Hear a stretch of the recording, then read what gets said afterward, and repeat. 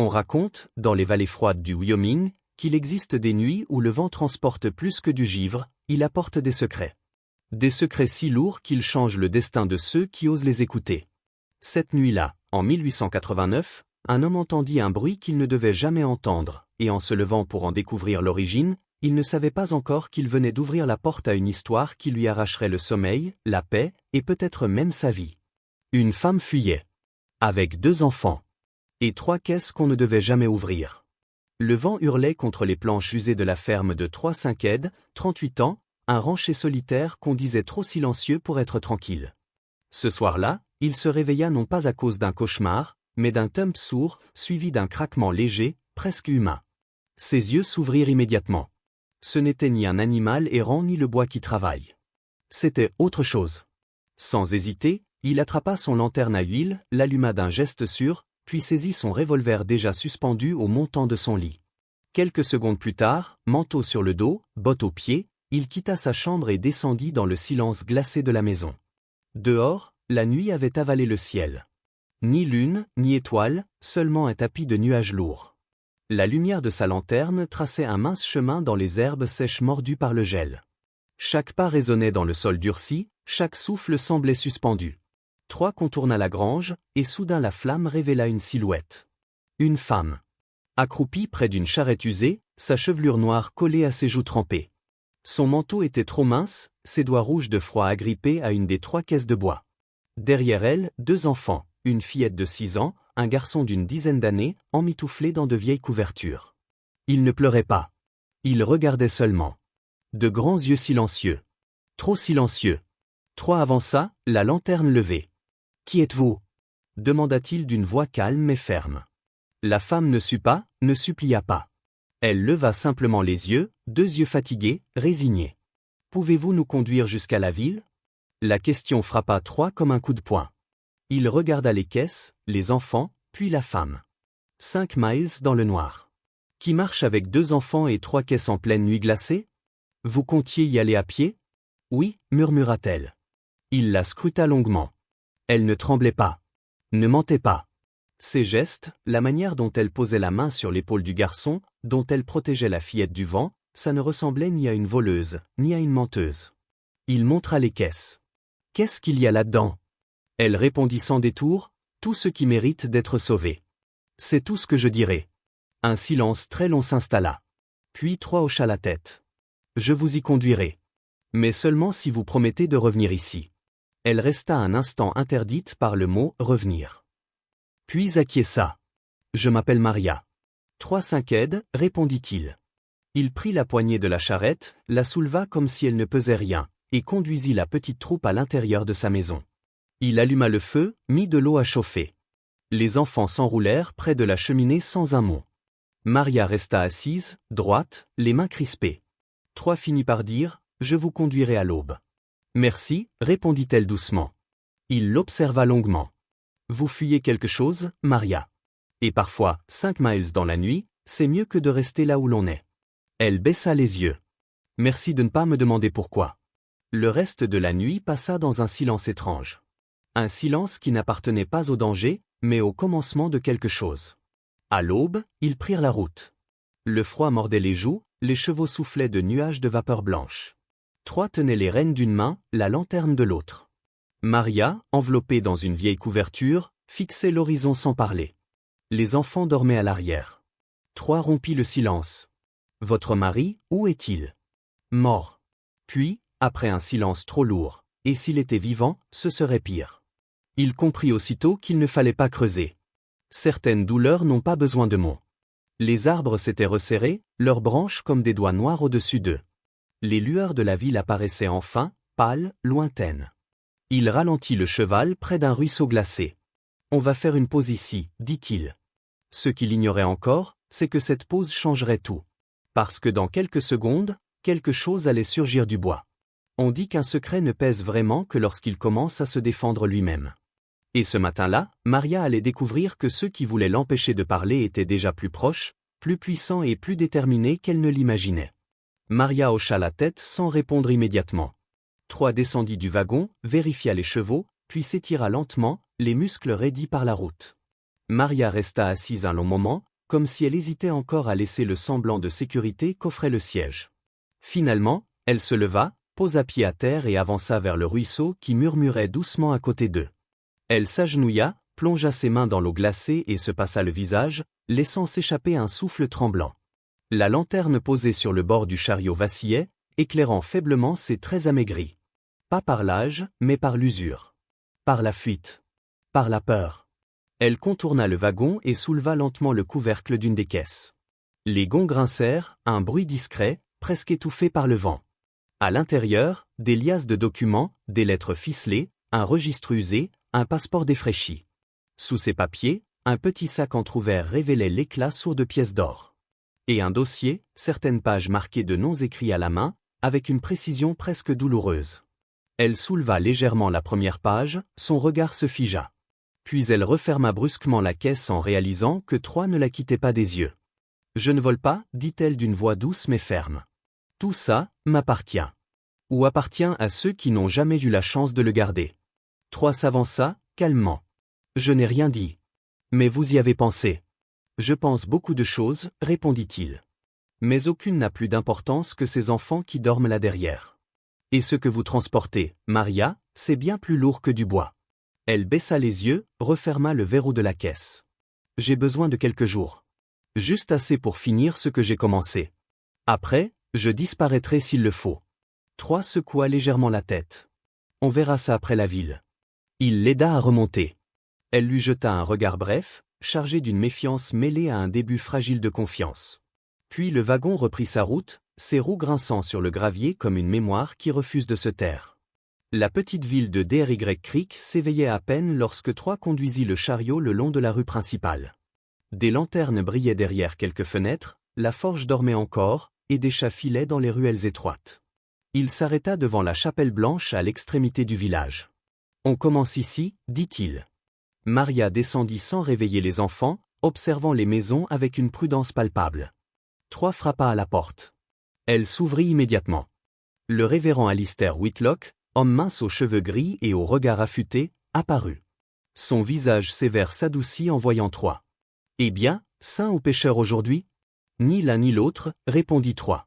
Juste quelqu'un qui a besoin d'être mis à l'abri. » Whitlock s'écarta. Maria entra, portant une caisse. Il voulut l'aider. « Je porte mon propre fardeau, dit-elle. » Ils posèrent la caisse près d'un banc. Maria l'ouvrit. Le révérend fronça les sourcils. « Vous voulez que cela disparaisse ?» Elle hocha la tête. « Du mauvais côté de la loi. » Whitlock referma la caisse, sa main posée un instant sur le couvercle. « Considérez que c'est fait. » Troy les conduisit ensuite à la pension et paya une chambre discrète, loin des regards. Maria se tourna vers lui. « Je dois voir quelqu'un. »« Qui ?»« Le shérif. » Troy soupira. « C'est intelligent ? » ?»« Non. Mais c'est nécessaire. » Elle partit seule.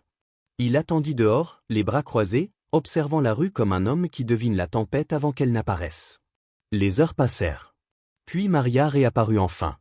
Son écharpe tirée haut, son pas lent. Troy la rejoignit d'un bond. « Qu'est-ce qu'il s'est passé ?» Elle souleva légèrement sa manche. Un hématome profond barrait son avant-bras. Troy se figea. « Maria, il y a des hommes qui ne veulent pas que je parle, murmura-t-elle. Certains portent l'uniforme. Tu veux que j'entre là-dedans ? Elle secoua la tête. Ils veulent la peur. Je ne leur donnerai pas ça. Elle avait l'air d'une femme qui avait déjà survécu à pire. Je lui ai dit une partie de la vérité. Juste assez pour le faire trembler. Il t'a cru ? Il le savait déjà. Il voulait seulement me rappeler le prix du silence. Ils revinrent à la pension. Sadie courut dans les bras de Maria. Ben, lui, resta près du mur, les yeux posés sur Troy, comme s'il tentait de comprendre qui méritait confiance. On aura besoin de plus que de la chance, dit Maria. Tu as mieux que ça, répondit Troy. Tu m'as moi. Elle ne sourit pas, mais ses épaules se détendirent légèrement. Dans cette petite chambre où l'ombre s'étirait au sol, quelque chose changea. Le bleu-noir de son hématome n'était qu'un début. Les caisses contenaient des preuves. Mais ce qu'elle portait en elle était bien pire. Parfois, le passé ne frappe pas à la porte. Il s'assoit dans l'ombre, attend le bon moment, puis réclame tout d'un seul coup. Cette nuit-là, Maria comprit que ceux qui la traquaient ne lâcheraient jamais prise, pas sans sang. Maria parlait rarement, Et lorsqu'elle le faisait, ces mots étaient destinés uniquement aux enfants. Sadie restait accrochée à ses jupes, tandis que Ben ne s'éloignait jamais d'elle. 3 observaient, silencieux, sans poser de questions. Pas encore. Ce soir-là, le vent murmurait dans les peupliers. En sortant pour vérifier les chevaux, 3 la trouva assise sur les marches du porche, la lanterne posée à côté d'elle, éclairant les marques de fatigue sur son visage. Elle ne sursauta pas quand il arriva. Elle ne détourna pas les yeux. Il s'assit près d'elle. Long silence. Enfin, elle murmura, « Tu m'as demandé pourquoi j'ai dû fuir. Je vais te le dire. Pas pour que tu me plaignes. » 3 resta immobile. « Je suis né en Louisiane. Marié jeune. Henry Monroe, il avait tout pour plaire, l'argent, les manières, un sourire pour le pasteur. Il donnait aux œuvres, ouvrait des écoles, recueillait des orphelins, pour la façade. » Elle inspira profondément. Derrière les portes fermées, il construisait autre chose. Quelque chose de sombre. Ses doigts jouèrent nerveusement avec le tissu de sa jupe. Je m'occupais des comptes. Les chiffres, c'était mon domaine. Il me montrait juste assez, jusqu'au jour où j'ai ouvert le mauvais registre. Elle tourna vers 3 un regard lourd. Des faux noms. Des transferts. De l'argent envoyé à des hommes qui dirigeaient soi-disant des centres de réhabilitation. En réalité, c'était des camps. Pour des femmes. Des filles. Les oubliées, les pauvres, celles dont personne ne réclame le corps. Le visage de 3 se durcit. L'un des itinéraires passait juste au nord d'ici. J'ai trouvé la carte. Des points rouges indiquaient des cabanes où des femmes disparaissaient. Sa voix se mit à trembler. J'ai pris ce que je pouvais, dossier, registre, photos. J'ai emmené Ben, mon fils, et Sadie. Elle baissa la tête. La mère de Sadie était l'une de ces femmes. Elle m'a supplié avant de mourir. Je ne pouvais pas laisser la petite derrière. Maria sortit un papier plié de son manteau et le tendit à 3. 12 noms. Âge. Note écrite à la hâte. 5 sont mortes, chuchota TL. 2 ont disparu cette année. État l'anglais. Elle travaillait dans les champs de pêcher.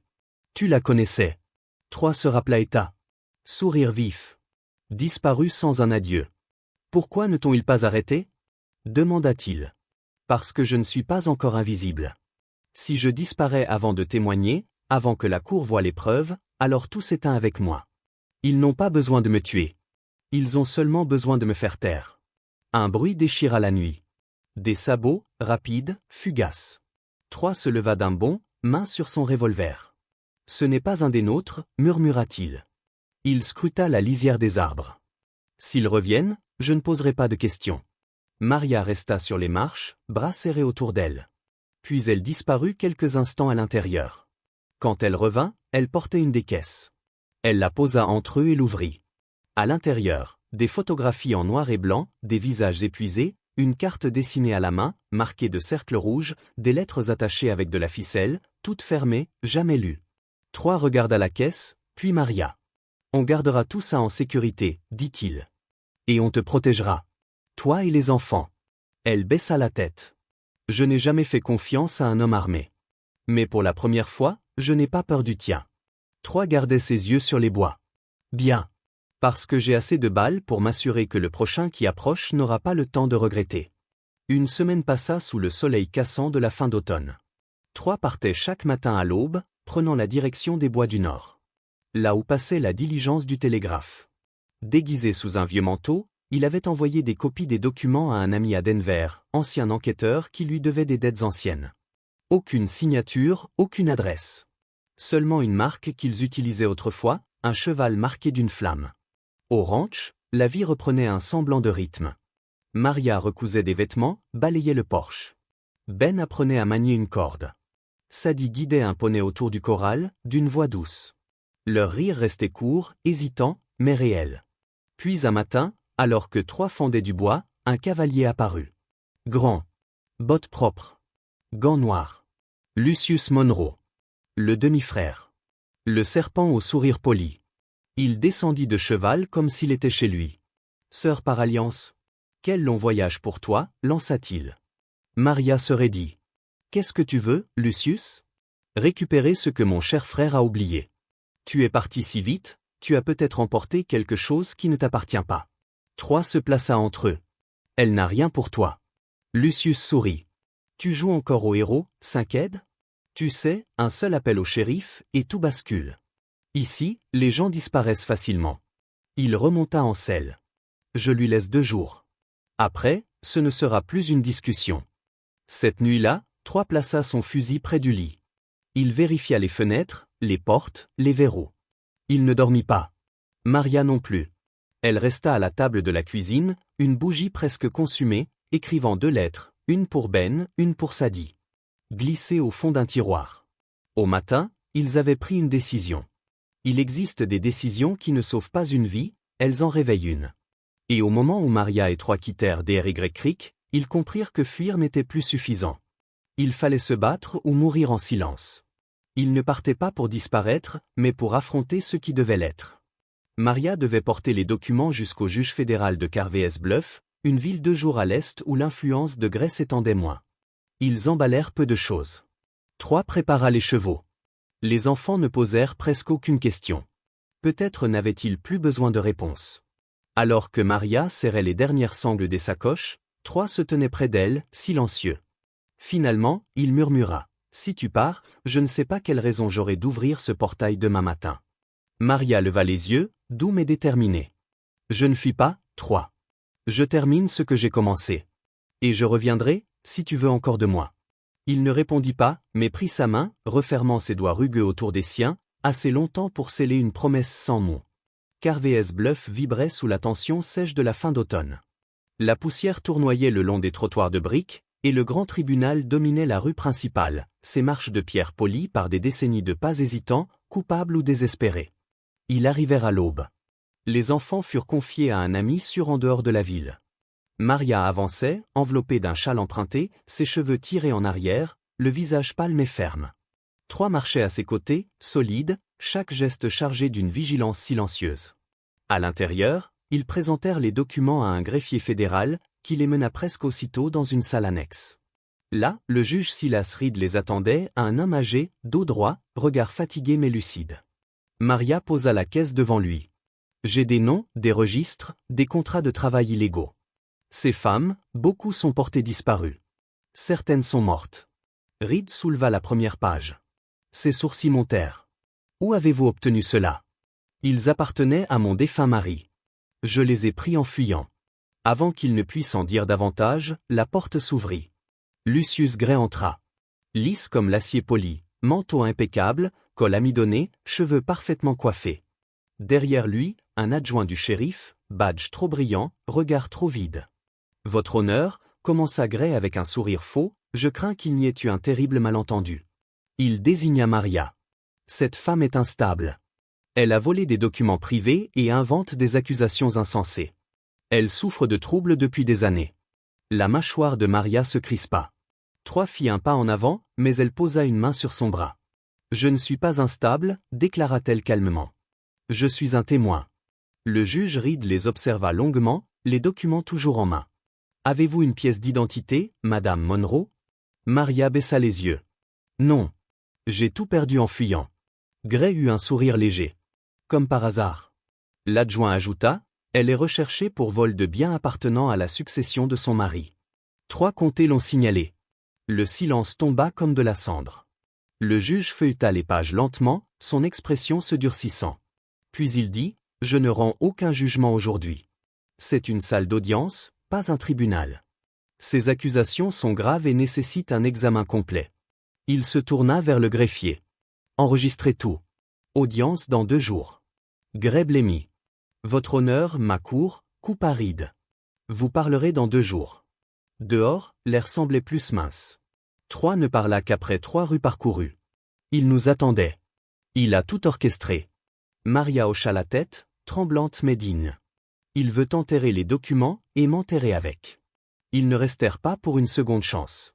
Au crépuscule, ils quittèrent la ville, galopant vers les anciens entrepôts près des voies ferrées. Là, entre caisses abandonnées et tonneaux fendus, se trouvait un bâtiment appartenant à Elia Croft, ancien médecin militaire devenu marchand de grains, l'un des derniers amis de confiance de Troy. Elia les accueillit avec une lanterne et 3 couvertures de laine. « Personne ne viendra fouiner ici, » grogna-t-il. « Pas tout de suite, en tout cas. » Ils s'installèrent du mieux qu'ils purent. Troy faisait les 100 pas. Maria tentait de calmer sa respiration. Les enfants, blottis sur un tas de foin, dormaient déjà. Plus tard, sur le quai de chargement, Maria rejoignit Troy. Il se tenait contre un pilier, les bras croisés. « Tu veux entendre encore une fois que je reviendrai » demanda-t-elle doucement. « Non, répondit-il. Je veux juste savoir que tu le veux. » Elle prit sa main froide. « Je le veux. Et je n'ai plus besoin de promettre. Mon cœur est déjà revenu depuis longtemps. » La nuit s'épaissit, lourde comme un couvercle. Maria sortit 1 heure plus tard. Troy était parti chercher des provisions. Il devait revenir vite. Il ne revint pas. 1 heure devint 2. L'angoisse lui serra la poitrine. Elle prit un pistolet caché dans le foin et s'élança dans l'obscurité. Elle le trouva près des rails, adossé à une vieille brouette. Son épaule gauche baignait dans le sang. Une caisse renversée témoignait du combat. Troy, souffla-t-elle, à genoux, la voix brisée. Il ouvrit un œil. « Tu es en avance ? Tu saignes. » J'ai remarqué. Autour d'eux, pas un bruit. Pas d'ombre. Pas de traces de Lucius Gray. Mais le danger, lui, planait encore. Maria passa son bras sous le sien. « On s'en va.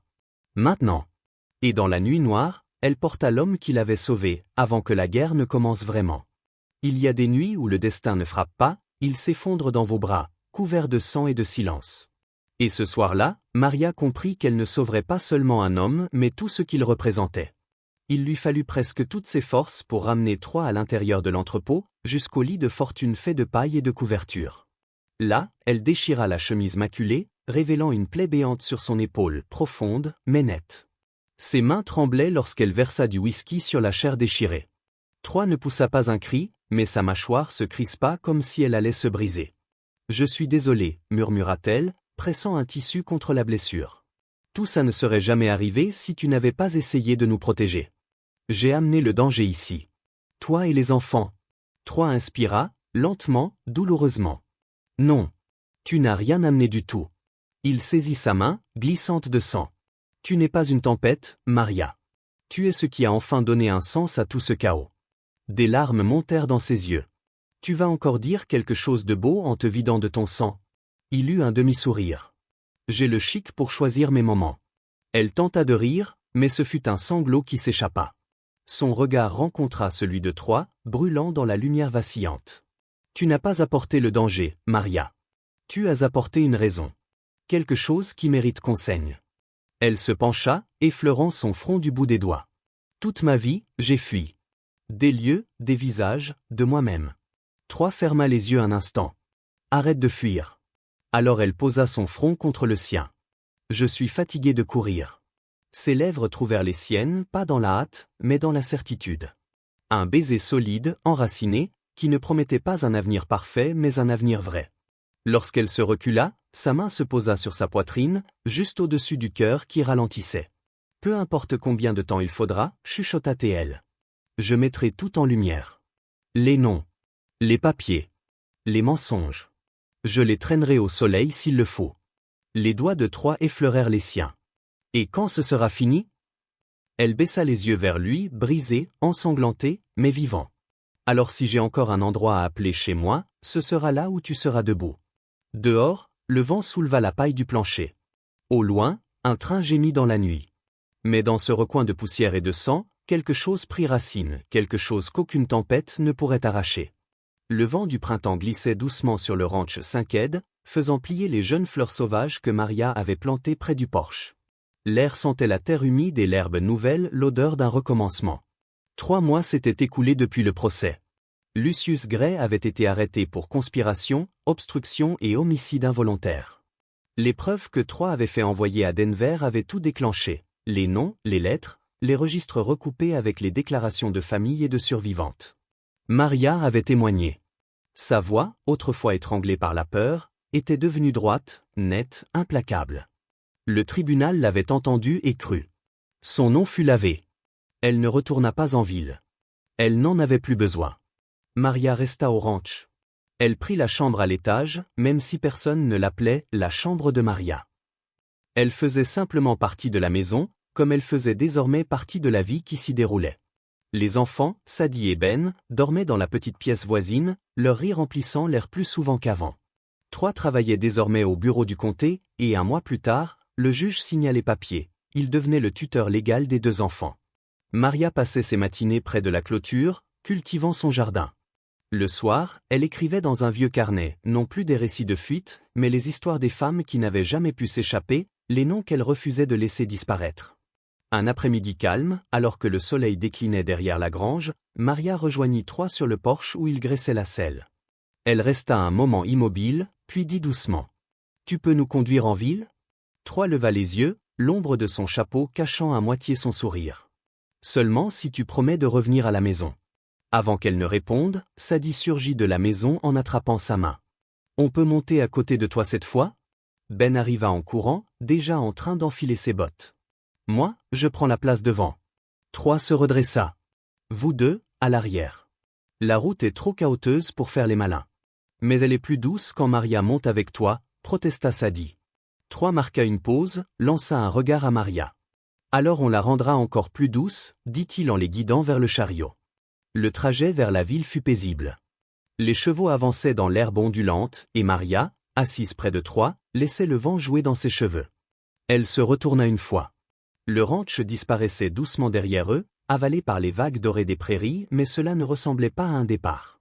Elle effleura le bord du chapeau posé sur sa tête. Celui de Troy. Celui qu'il lui avait donné lors de leur premier trajet ensemble. « J'ai longtemps cru qu'on pouvait perdre un foyer, » murmura-t-elle. Troy pencha la tête. « Et maintenant ?» Elle sourit, le regard fixé vers l'horizon. « Maintenant, je sais qu'un foyer, c'est l'endroit où quelqu'un t'attend encore. » Le soleil baissa. La ville les attendait. Mais leur histoire, la vraie, resterait en arrière, enracinée dans la terre, dans le sang, dans la promesse. Et elle serait toujours là quand ils rentreraient.